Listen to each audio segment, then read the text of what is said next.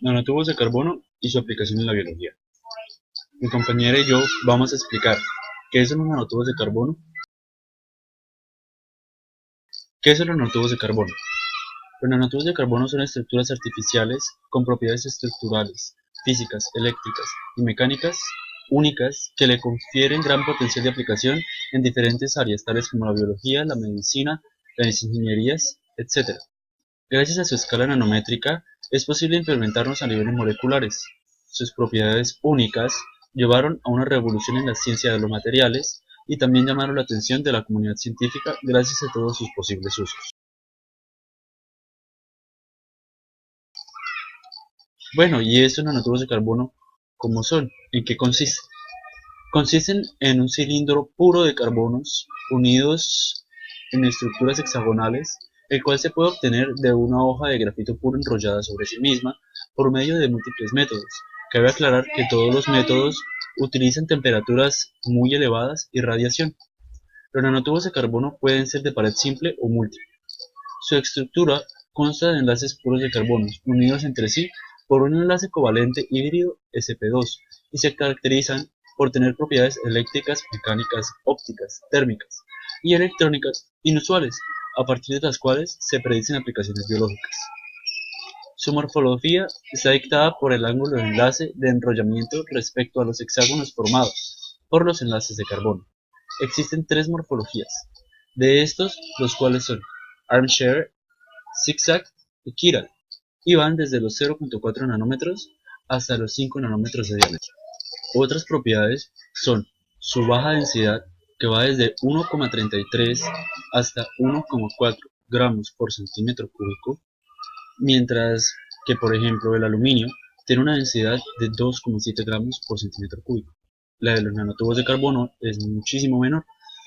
La fuerza de tensión de los nanotubos de carbono también es bastante alta, de aproximadamente 45 por 10 a la 12 pascales, mientras que las aleaciones de acero más resistentes se quiebran cuando se les aplica una fuerza aproximadamente de 2 por 10 a la 12 pascales.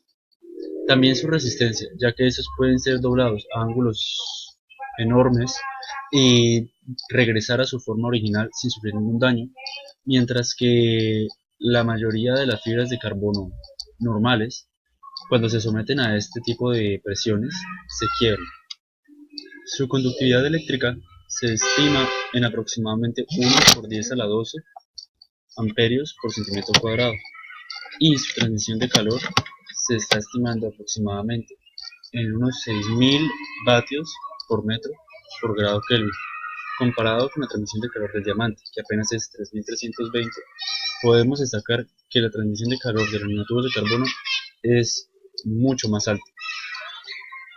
Otros aspectos son el coste de producción, ya que un gramo de nanotubos de carbono cuesta aproximadamente 0.15 dólares, mientras que un gramo de oro está costando 10 dólares. También su estabilidad frente a la temperatura, ya que los nanotubos de carbono en el vacío son estables a más de 2.800 grados centígrados y en el aire son estables a más de 750 grados centígrados. Si los comparamos con los cables de los microchips, que apenas a 600 grados centígrados se derriten, pues se puede mostrar que estos son mucho más útiles, más factibles y más baratos.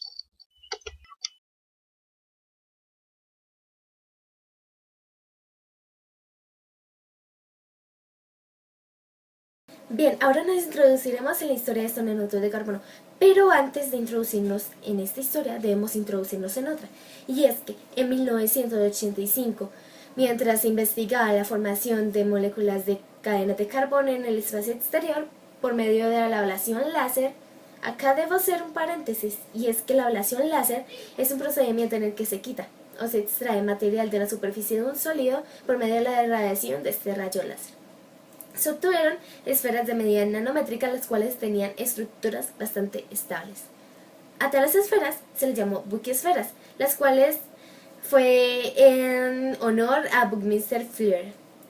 Posterior a esto, se les cambió su nombre de Buckesferas por Fullerianos. Después, en 1991, Ihima descubrió una nueva forma de carbono, Este descubrimiento fue accidental y al principio se pensó que eran fullerenos.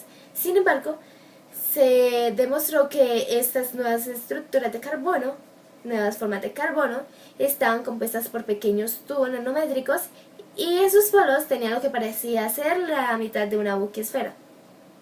Estas primeras conformaciones de nanotubos de carbono descubiertas fueron nanotubos de carbono de pared múltiple. ¿Qué quiere decir que sean de pared múltiple? Como se ve en la diapositiva, el A son nanotubos de carbono de pared múltiple.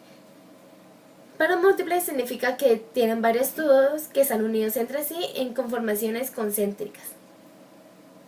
Posterior a esto, en 1993 se descubrió una nueva forma de estos nanotubos, la cual fue nanotubos de pared simple.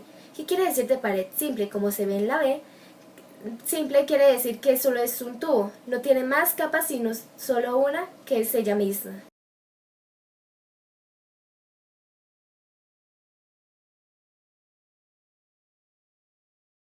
Hay varios métodos para la síntesis de estos nanotubos de carbono.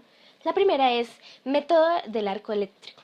Este método consiste en utilizar una corriente entre dos electrodos vecinos hasta la formación de un plasma.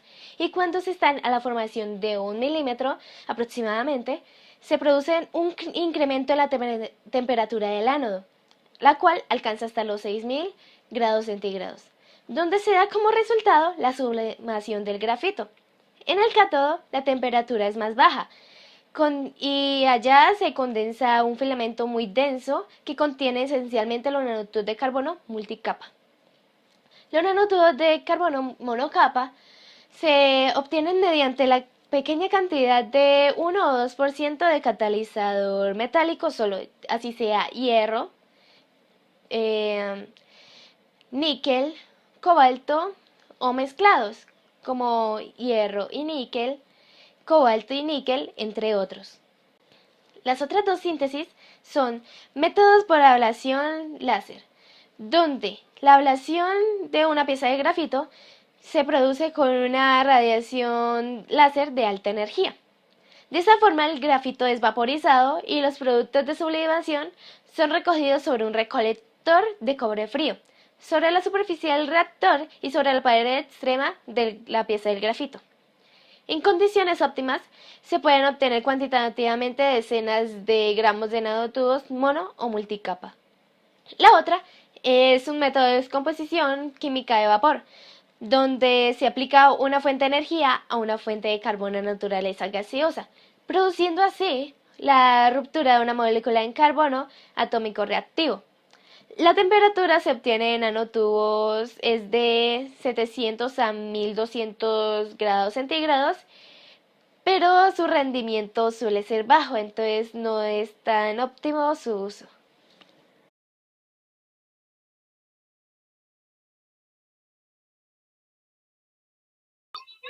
Ahora podemos hablar de las potenciales aplicaciones en la biología de los nanotubos de carbono.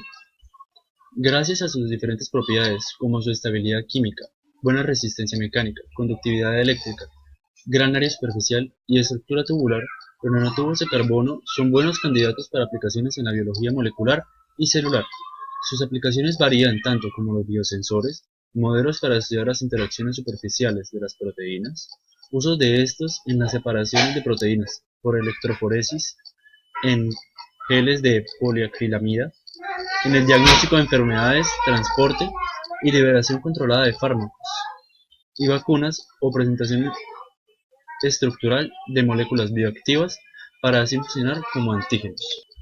Pero en experimentos realizados con nanotubos se encontró que estos son altamente hidrofóbicos, tóxicos, cuando están puros. Para evitar la toxicidad se realizaron varios experimentos agregándole distintas biomoléculas en la superficie y el interior. Lo que obtuvieron fue una reducción en la toxicidad y un posible uso en la biología y la medicina. A este proceso de alterar los nanotubos de carbono se le llamó funcionalización química. Las biomoléculas con las cuales se realiza esta funcionalización pueden ser grupos carboxilo, alcoholes o aminas, los cuales son grupos funcionales, o cualquier tipo de biomolécula o molécula inorgánica, por ejemplo metales pesados, etc. La funcionalización. Ahora vamos a abordar el tema en profundidad de qué es la funcionalización. Esta se define como la modificación de propiedades por la absorción de átomos o moléculas en las paredes exteriores de los nanotubos de carbono. Pueden obtener cambios en las propiedades físicas de la superficie de estas nanopartículas, como son la solubilidad y dispersión, las cuales son importantes en las propiedades biológicas de los nanotubos de carbono, ya que les permite tener una mejor interacción con las moléculas biológicas. Hay dos tipos de funcionalizaciones: las covalentes, en las cuales se introducen grupos funcionales creando enlace a los nanotubos de carbono. Ejemplo de ello es la funcionalización con ácidos carboxílicos y aminas. Las funcionalizaciones no covalentes se basan en la absorción de moléculas como surfactantes, compuestos aromáticos y polímeros como poliacrilamida, poliestireno, entre otros, que no alteran las propiedades de los nanotubos de carbono. Gracias al descubrimiento de los posibles usos biológicos de estas moléculas, los nanotubos de carbono fueron sometidos a pruebas para evaluar sus propiedades como agentes inmunológicos. Para esto son necesarios nanotubos de carbono funcionalizados, los cuales pueden albergar los biocompuestos en su interior o los pueden tener adheridos a su capa externa. Estos biocompuestos pueden ser distintos tipos de inmunosupresores o inmunoestimuladores. Un experimento fue el que se realizó con la bacteria E. coli y con la bacteria Staphylococcus epidermis. En estos experimentos se usaron dos tipos de filtros. El primero es una mezcla de nanotubos de carbono de pared simple y nanotubos de carbono de pared múltiple. Y el segundo son solamente nanotubos de carbono de pared múltiple. Los resultados obtenidos fue la inactivación de las dos especies de bacterias. El filtro que más efectividad tuvo fue el primero, el que tiene la mezcla de los dos tipos de nanotubos de carbono, ya que se demostró que los nanotubos de carbono de pared simple tienen una mayor facilidad para penetrar la membrana de las bacterias, permitiendo así la dispersión de los biocompuestos que lleven en su interior o que tengan su superficie, los cuales pues causan impactos en las rutas metabólicas de la bacteria. Sin embargo, aún son necesarios más estudios que experimentos con estos debido a su alta toxicidad y baja solubilidad, ya que otros estudios han demostrado que los nanotubos de carbono pueden alterar la estructura química de las moléculas presentes en el interior de la célula y desatar reacciones inmunológicas como inflamación y alergias, entre otras. Una de las aplicaciones más importantes de los nanotubos es como biosensores. Esta es una aplicación bastante importante en la medicina y en la biotecnología, y se puede llegar a dar la detención de diferentes metabolitos. Los nanotubos de carbono, debido a sus propiedades eléctricas que presentan y su tamaño tan nanométrico, se consideran como los biosensores ideales. Se ha reportado la inserción química de moléculas de nanocarbono y proteínas con reconocimiento específico de estas. La detención de proteínas se puede llevar a cabo con un sistema semiconductor de nanotubos de carbono, con anticuerpos y antígenos específicos. Es importante considerar que los nanotubos de carbono poseen una afinidad natural por ciertas proteínas a través de interacciones hidrofóbicas o electrostáticas. A través de las interacciones supramoleculares y unión de tipo covalente de las biomoléculas en los nanotubos de carbono, se ha logrado inmovilizar el ADN, las proteínas y enzimas. Se han desarrollado biosensores electroquímicos basados en combinar enzimas que ayudan al diagnóstico clínico. Estas enzimas son inmovilizadas por los nanotubos de carbono y retienen su actividad de biocatálisis. En ocasiones se utilizan matrices polimétricas para que exista un entrecruzamiento entre la proteína y el polímero hasta formar una película que sirva como catalizador y sensor. El reconocimiento molecular de los sensores está asociado con propiedades de macromoléculas como oligonucleótidos y proteínas. Es por esto que se busca funcionalizar los nanotubos de carbono, los cuales serían de pared múltiple.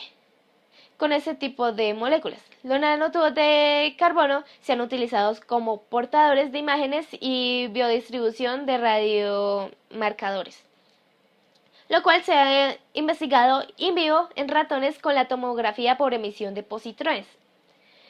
Se encontró que los nanotubos funcionalizados con fosfolípidos fueron estables en la circulación y el sistema retículo endoitereal. Otro estudio, en 2017, se reportó que el desarrollo de un nanosensor a base de nanotubos de carbono de pared múltiple con anticuerpos contra la brucela. Mediante un estudio que fue voltamperométrico, se encontró que el nanosensor puede detectar de una manera fácil y rápida la brucelosis. Dentro de las técnicas de caracterización empleadas se destacan la microscopía electrónica de barrido y la microscopía de transición. También se encontró que el tamaño de los nanotubos de carbono de pared múltiple es fundamental para este tipo de aplicación. Otra aplicación de estos nanotubos de carbono es el reconocimiento molecular.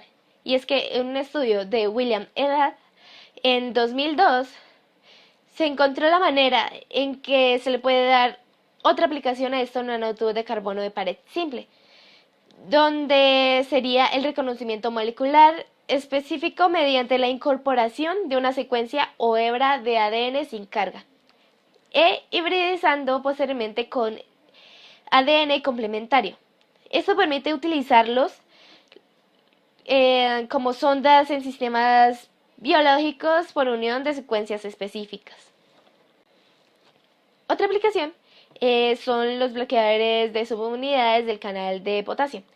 En membranas biológicas, el bloqueo de subunidades proteicas del canal potasio resultó ser independiente de la dosis, la forma y la dimensión de estas nanopartículas. También fue dada sin el requerimiento de acciones electroquímicas.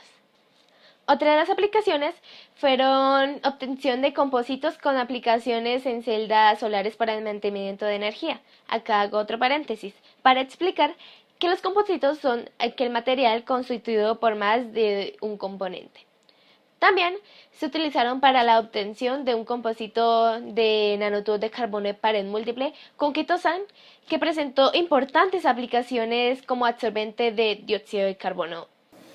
Entre otras y muchas más son las aplicaciones de estos nanotubos de carbono.